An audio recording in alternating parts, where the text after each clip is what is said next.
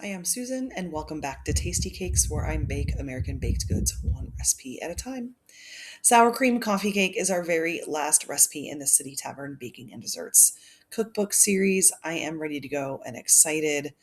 Coffee cakes are one of my favorite things that I really don't get to eat a whole lot here because they're not easy to find and I don't take the time to make them. So, obviously, I took advantage of that opportunity. What I love about this is that there's nuts in the topping. As you can see, those just went into the oven and they are toasting. As I pull together the sugar, the flour, and a heavy dose of cinnamon for the rest of the topping. There's also butter for this topping to bring it all together. While that melts in the microwave, I start to get the pan put together. So rather than leave that butter long enough, I pull it out so there's no butter explosion and continue on. So what I'm doing actually is cutting a piece of oven paper longer than the side, like than the cross section of the pan, so to say, because I want to take this cake out of the pan at the end. I don't want to leave it in the pan. I'm going to gift it to some friends. So you'll notice that the sides of this paper are going to go up and over the sides of the pan, and I'll kind of fold it down, and that's just going to give me some things to hold, little wings to hold on to, and I can gently pull it out of the pan. You'll see at the end of the video. So pan's ready to go. Throwing flour all over the kitchen apparently as I measure everything out for the cake itself.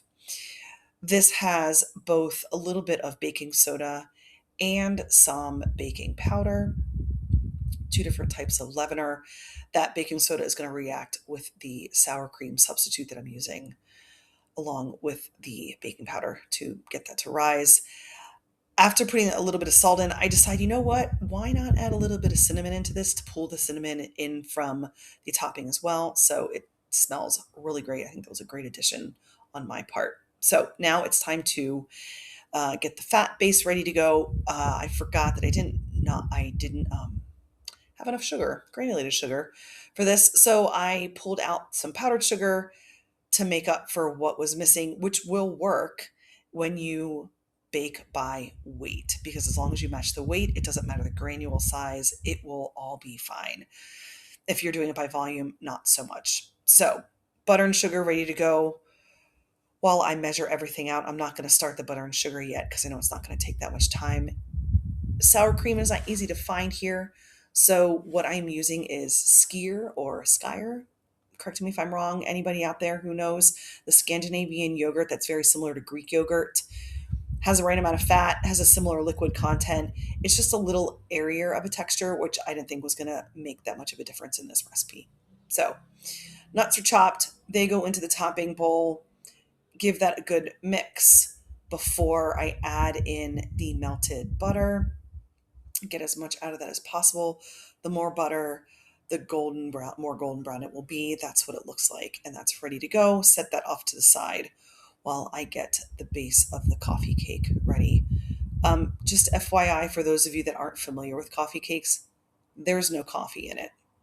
Coffee cakes were meant to be eaten with coffee, so that's why a lot of people may eat them in the morning or sometimes like for an afternoon tea or coffee. I'm going ahead and I'm adding in the seeds from the vanilla bean that I'm using to flavor the cake with the butter and sugar because of the oil that is in the vanilla seeds. That's going to blend together very well with the butter as it is a fat. So that is creamed and ready to go. I'm adding in one egg at a time, making sure I scrape down the bowls so it's super well combined before I add the other egg in. That's going to come together. The sour cream substitute, i.e., my yogurt, goes in.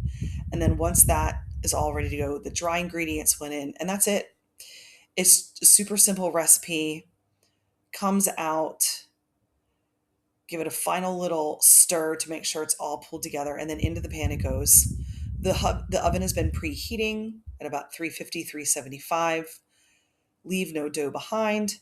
And this is a little bit of a thicker dough, so I wanted to make sure I flattened it out as much as possible, as I wasn't sure. Sometimes thinner doughs, if there's, sides that have more batter, they'll kind of flatten out and even themselves out in the oven.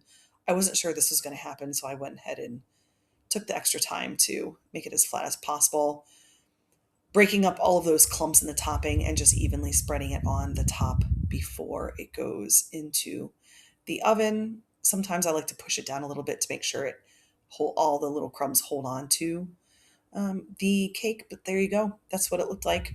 Into the oven it goes, and it really did not take a long time.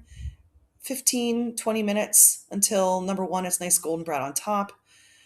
I'm searching for toothpicks because I'm going to do the toothpick test. Sometimes it's hard to tell when you have a topping on a cake if it's really done, but you can also look for the cake to pull apart from the sides of the pan a little bit. So um, it was ready to go quickly. No big drama with this, and it really was a great flavor. This is definitely one that I will hold on to.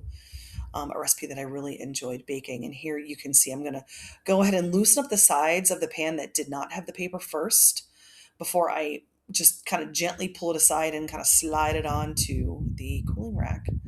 So there you have our sour cream coffee cake, our last recipe. It was lovely. Thank you so much for joining me in this journey. Don't forget to like and subscribe because we'll come out with more content.